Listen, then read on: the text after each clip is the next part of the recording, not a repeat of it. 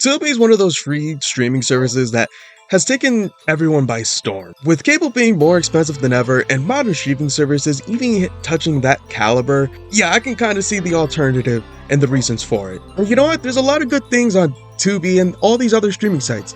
It's either that they're either too niche to really get onto something like a Hulu or, I don't know, Amazon Prime, but then you got the trash pile, or what I like to call Tubi's finest, just for shows that are just too Tubi. And yet when Tubi actually puts their funding on it, these shows are pretty capable of being their own thing. They don't have that Tubi stench that I feel like everyone has made fun of what Tubi lets to be on their platform. But there's one weird thing that I've noticed when talking about these streaming services with friends. They don't really know any other one of them besides Tubi, really. And I kind of find that strange in a lot of ways. And this is also the reason why I'm looking at these streaming platforms and kind of giving them a rundown of what they are, just for people that don't even think about these services to at least give them a try or not. And plus, I'll be honest with you, I wanted to make a video with this I made. Okay, before I actually go into the rundown, I just want to kind of give like a guideline of what I'm looking for. So pretty much, if it's a streaming site that pretty much just goes through all different types of catalogs, it's completely fine. But it is not going to be where it's like a show that has like all the original properties just for free, or like a kind of contractual agreement with some places. So streaming like CW, it's not here. Even though CW's not that bad, CW's not here. And let's check out Tubi Alternatives. Freevee is the one that you probably know the most out of all of these alternative services, just because of the Prime account. It's Amazon's free alternative. Don't you want to be on Amazon Prime, guys? Say what? I'm gonna say this, Prime is the forgotten paid service just because people just want the 2-day shipping on their accounts. And of course, there's not a lot of terrible things on this streaming platform. There's actually a couple good things that I actually use on my own time. There's a reason why I have it on my Roku, and that's just because there's a lot of older shows that aren't on streaming services, on the other ones I can find, that are on there. Or I keep it there because I have an excuse to use them. And yes, I get it that I can look long and hard for these shows on the internet, but guess what? I'm not trying to go on a sketchy site to try to find these shows, especially when it's even hard enough to look for the old animation domination block from 2013 from Fox. And yet Freevee kind of does this thing with a lot of their paid content that you can buy into, is actually give you the first 2 episodes to whatever series that is required to be paid on Prime to actually be watched on Freevee. And you know what? Give a thumbs up to that. Because you know, I think a lot of times that people will buy a service just to watch something and just immediately not like it and either forget about it or muscle their way through and just being burnt out from the streaming service in general. And plus, let's not forget, there's actually Freevee originals if you are that down to watch those. They're not bad, but I'm just saying, if Tubi original gets a bad light, I feel like Freevee's, well, overall, I think that just the reason why you would put on Freevee is just because of the fact of they have a lot of shows from the 80s and 90s that has the touch, but doesn't really have a following to really be on any other streaming service, so it's cannon fodder for them. But there's oddly a weird amount of parody movies that I've found on there that it's just so dumb and low quality that even Tubi doesn't have. And trust me, there are even movies that Tubi has that is surprising than anyone. Now I feel like that we're actually in one of the more forgotten bunch out of these streaming services. I remember this streaming service for being one of the ones that were actually a more of a well-known alternative back in like the early 2010s for the most part, and that would be Crackle. And to be honest with you, modern Crackle isn't what it used to be. To me, Crackle used to be the alternative that would give you the more or less the lower tiered drama channels. Oh my god, I'm YouTube brain. Drama shows that couldn't get on to any other streaming services, so they just let them be. But in fact, when Crackle was actually in its prime, they actually had a lot of good shows to watch. Larry Sanders Show, Seinfeld, The Critic, Dilbert, and basically any niche show from that golden age of television. For the most part, it had it run around here before it got picked up by a bigger service, and I feel sad what has happened to Crackle. And I know Freevee is weird with some of the licensed shows that they have, But that's enough to say about my own opinions with them. But I would say that the recommendation that I would give to kind of give you a reason to go on Crackle is if you literally just looking for TV background, because most of these, they are just background. Even when they actually have their own original series, and I think the one that's actually the most popular out of all of their original series was Super Mansion. So at least they did that. And it was even picked up right around, I want to say the second season, when Adult Swim told them that they wanted to have their content on there. So I think a lot of y'all would remember it being on Adult Swim more than anything. But honestly, I can't really recommend Crackle anymore unless you really just want to watch some forms of British television. It just doesn't have anything that really intrigues me for the most part. It's not like I'm saying anything that is bad for Crackle, but when you just look at their catalog and what they have, you can totally tell that the demo for this is the 35 to 45-year-olds that doesn't want to put anything on that makes them wanting to continue on and have their brain fully functioning, but just put into the background of those things.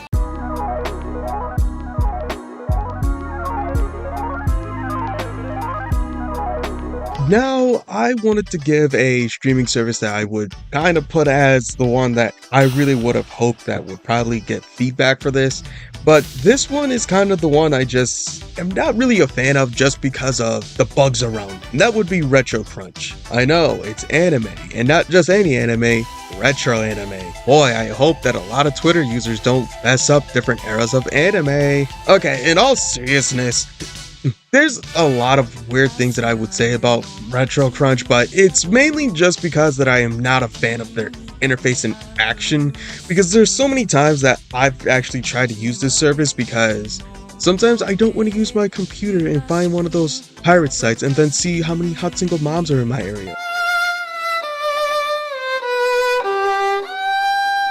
Okay, but the streaming service is pretty meh in a lot of ways, and that's just because, not because of its selection. I actually think that they actually have a pretty decent selection, and that's actually how I found Princess 9 to actually do a review upon. Of course, it would use its parents' infrastructure and system, Anime Crush, where they let free selection be there, but then they have a lot of stuff that is actually not able to be viewed because of, you needing a subscription. So it's partially, but it's not partially in a lot of ways. It is one of those streaming services that I would say that it just needs to be on a different system, because I don't think that it's the content that's bad or anything, but every time I try to log in and watch stuff, I can't find what's my watch history. I have to go to my watch list and try to find it while I have other things in the pipeline that I'm thinking of watching. And so it kind of brings up to the question of, if it was better in the convenience department, would it have more people watching it?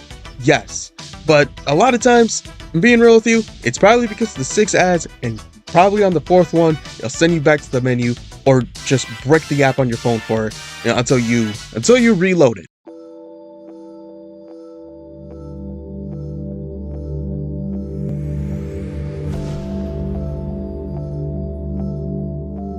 Now, I wouldn't really put this as just one category, but just as a general bunch of things. So yeah, Pluto gets it because it's popular, but this might, like I said, it's kind of a cop-out to just talk about 24-hour TV channels that are free services. But yeah, so I know a lot of people that actually use these kind of services because it gives them that feeling of having cable without having cable. There's so many channels that you can watch on these that it's actually more interesting to find the stuff that is more niche on these things.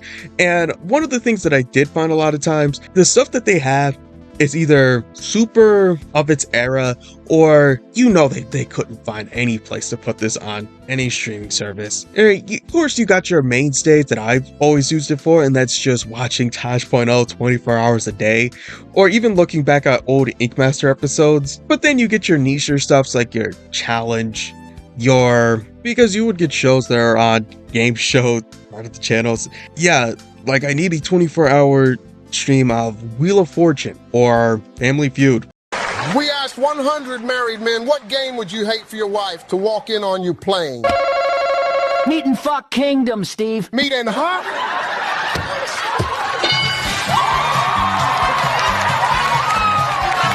And a lot of these services usually have, your essentials, so like your your news part of the contrast, the sports section, and of course, you know what's on the sports section, right? Not live sports. At least you get TNA wrestling, and they show their live stuff sometimes.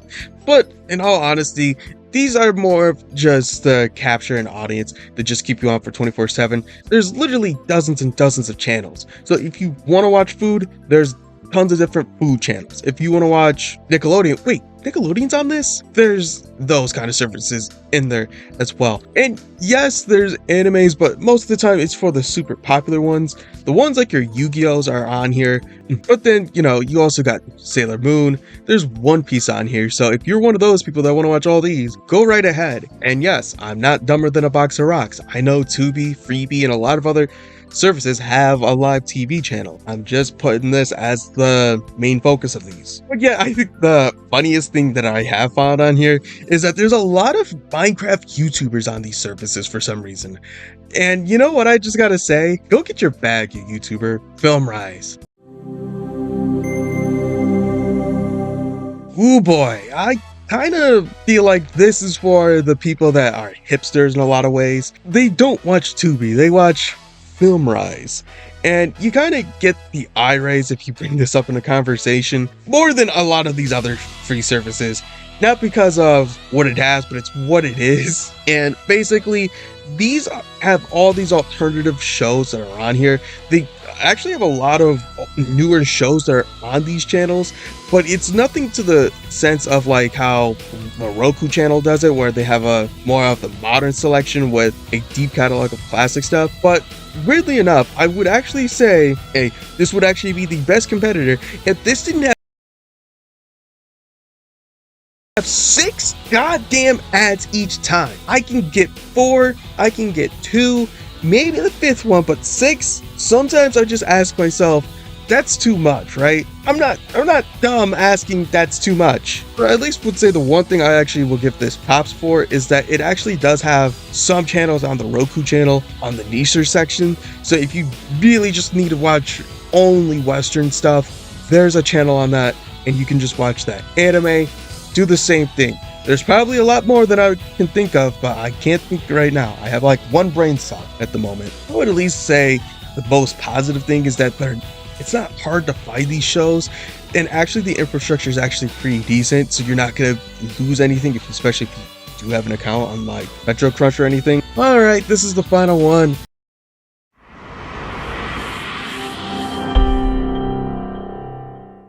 And I'm not gonna be saying anything in sugarcoating. It's the Roku channel, and yeah, you have to have a Roku to use this, if anything. And I know. CW got exempted, but this doesn't. But it makes the rules, so live with it. Well, basically, the Roku channel is kind of I would actually say the one that I feel like, if Filmrise is the one that gets the eyebrow raises, I feel like nobody would bat an eye if you say you watch stuff on the Roku channel. And that's only because there's actually a lot of stuff that is considered modern on here for the most times. Yeah, typically they have shows that were either on television that either ended and just needed a place to sit on, or services that give them like one season and then you can look for them for the rest of the time. And actually a lot of times they actually don't give a lot of ads for these shows, or even watching like classic television, that they actually just give like maybe 1 or 2 ads for the most part.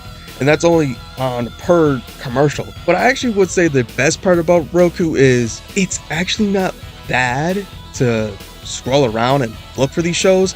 And there's actually a lot of stuff that's on there that's not even on the other content. So instead of being how Freebie has all this super niche content, Roku actually has a lot of content I feel like I at least would haven't known if they would have came out around this time or whatnot. But it's just like me that's been writing the script of this.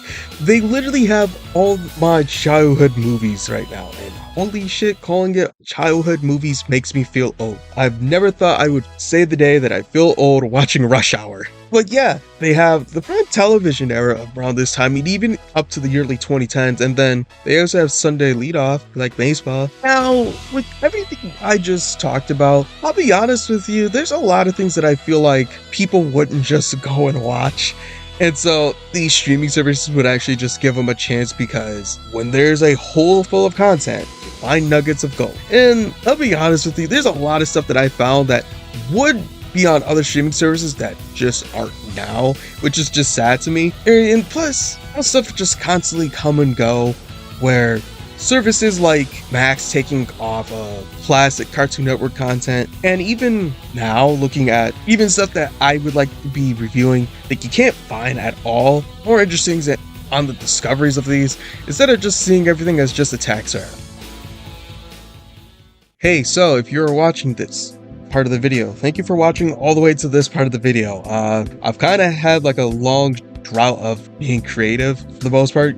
By the way, most of the videos that have been uploaded for like the past couple months have been recorded and done on a previous time. So I don't know when this is coming out. I think I'm just gonna keep trying to do that scheduling system where I keep uploading a couple months later so I can relax and not just feel like super stressed to try to get it like a month video done. So you already know the rundown. Give me a like, comment, just for the engagement, so I can actually, you know, get more viewers than I usually do. But you know how things go.